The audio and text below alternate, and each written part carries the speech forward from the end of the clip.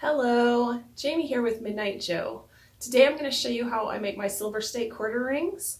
This video is the long version with all the commentary. If you're interested in just an overview, there's a link to the short video in the comments section below. There's many ways to make these coin rings, but this is how I do. So I hope you enjoy watching this and following along. So here's the coin that we'll be turning into a coin ring today. This is a 90% silver proof. I prefer the silver coins. They have a high enough silver content that they will never turn your fingers green, while the regular copper nickel ones can. So we're going to start by punching a hole in this. This is my coin ring punch. It's pretty basic, but I love it because it's very fast, which is good for heavy production. So we just put the coin in there. I like to use a little piece of blue paper towel. This protects the details on the punch out because I like to reuse those to make other jewelry. This is a plastic spacer that I cut out of scrap plastic. And we just close it up and put the punch in. I like to use a hydraulic press to punch my coins. I also wear ear protection because this can get pretty loud, especially if you are punching several coins.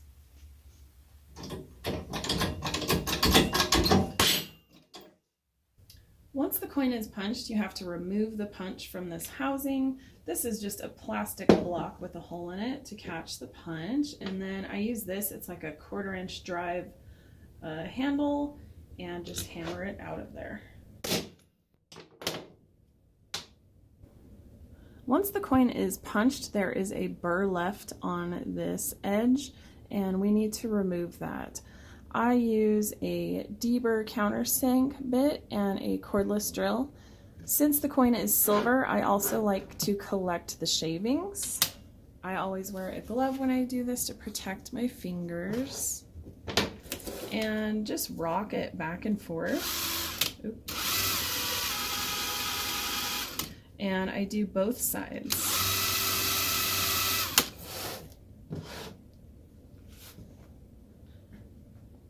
And you can see that the burr is gone. The next step is to dome the coin. I use a doming block and a ball bearing. So you just put the coin in there, you want it level, put the ball bearing on, and dome it. After the coin is domed, it needs to be annealed. This softens the metal and prevents it from breaking as we're working with it. You need to be careful when annealing silver. If you overheat silver, it will cause reticulation and permanent discoloration. So to prevent overheating, I use a regular black Sharpie and mark the inside of the coin. To anneal, I just use a regular propane torch. This torch top is from Harbor Freight. I love it because of the angle that it's at, and it's also very lightweight.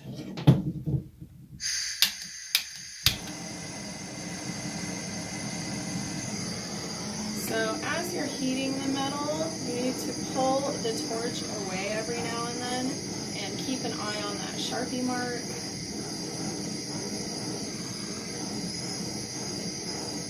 Once the mark starts to disappear, the coin is ready.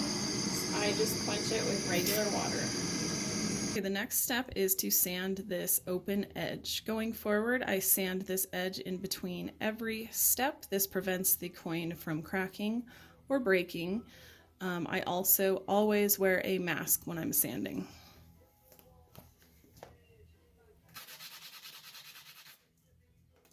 This next step isn't 100% necessary. I like it because it keeps this outer edge from warping as you stretch the ring.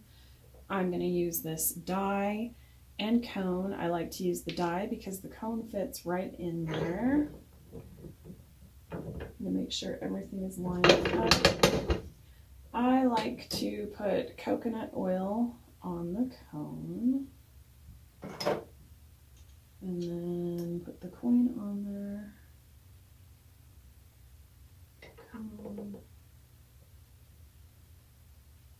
Make sure it's lined up.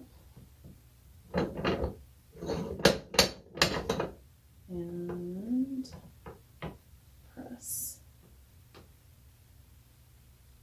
I press just about there.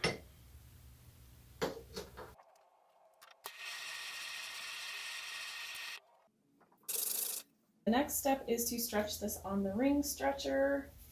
I like to cut little plastic strips out of just scrap plastic to protect the inner details of the ring while it's being stretched. So we're going to cover that.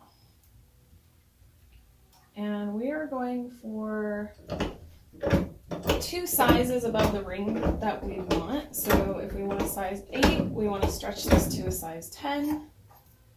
However, we can only stretch it so many times without re-annealing. Otherwise, it can break. And this is going to have to be re-annealed before we get to our target size.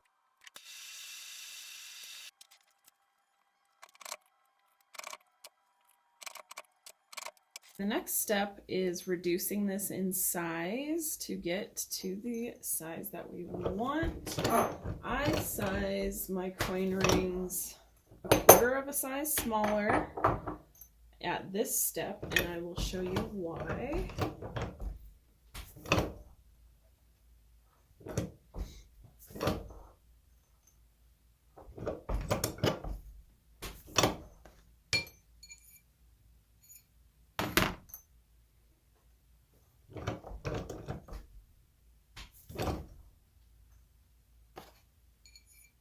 Once I get the target size, I like to look at it from an angle to make sure that the sides are straight, because sometimes they get a little wonky. This one looks good. It's a quarter size smaller than our target size. So the next thing I do is sand this open edge. I start with a bigger sandpaper. I think this is 150, and then sand it with a fine sandpaper. I believe this is 600, pretty fine. And just get a nice clean edge there.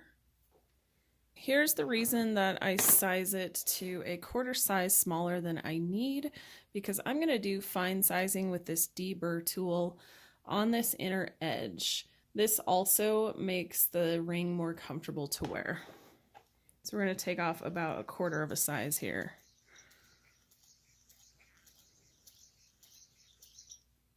And when you're about done, I like to do like a 45 degree on this outer edge so that it's not sharp. Okay, let's check that size. And we have a size 8.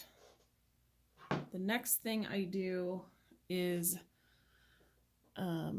clean up this outer rim because it has marks from being sized.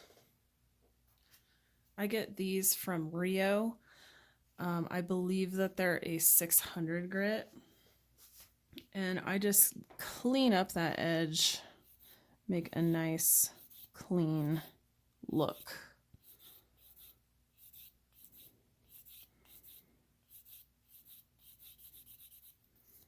And you can really sand this edge if you get some weird spots on your coin.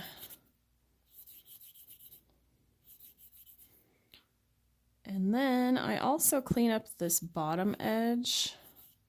Now I use a power bench lathe to polish my rings, so it'll get off any fine lines. And get this to focus. And there you go. This is ready for finishing. The next thing I like to do is put my silver coin rings in the pickle pot. I just use Sparex, and this just removes that yellowish discoloration that the silver gets from annealing. And it just needs to sit in there about 5 minutes or so. It doesn't even have to be warm. After that has sat in there about 5 minutes, I take it out and put it in baking soda and water, and then I go and rinse it with regular water and let it dry. Now I'm going to polish the inside of the ring. I just use a Dremel with a flex shaft and blue polishing compound. This is from Harbor Freight. I always wear a mask when I'm polishing, and I always wear eye protection and hand protection. Okay, now I'm going to polish the outside. This is my bench lathe. I'm going to use the same polishing compound that I used for polishing the inside, eye protection, hand protection, and a mask.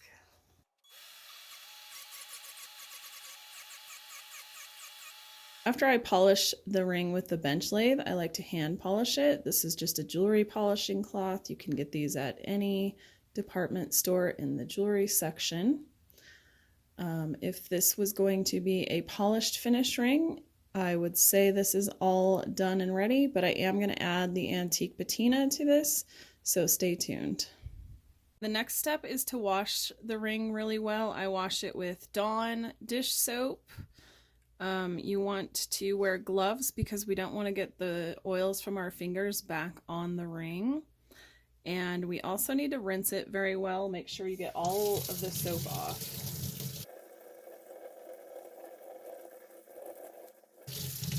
And then we want very hot water for our plastic container.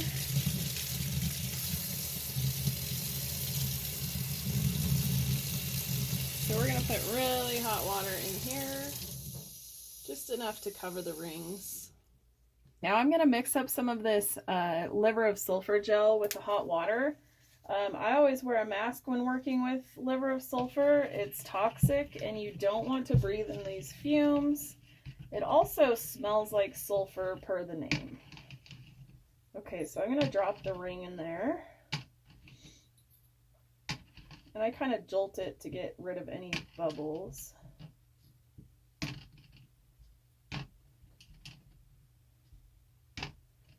And then we're going to cover it, and I let it sit for about 45 minutes. The next step is to neutralize with baking soda and water, and then I rinse it with regular water and dry. The next thing I do is lightly remove the inner finish. This is a 4-sided manicure block. All the sides are the same. I don't know what grit it is. I would have to look it up. So lightly remove some of that inner finish. And then the next step is to lightly remove some of the outer finish.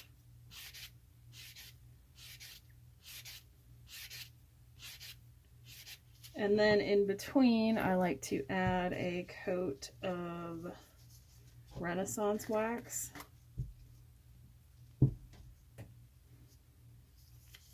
This really helps you to see how much of the finish you're removing.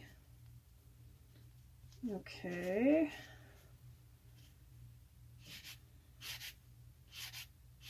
And then just carefully remove the finish until you like what you see. And then coat it with several coats of Renaissance wax. I usually do 3.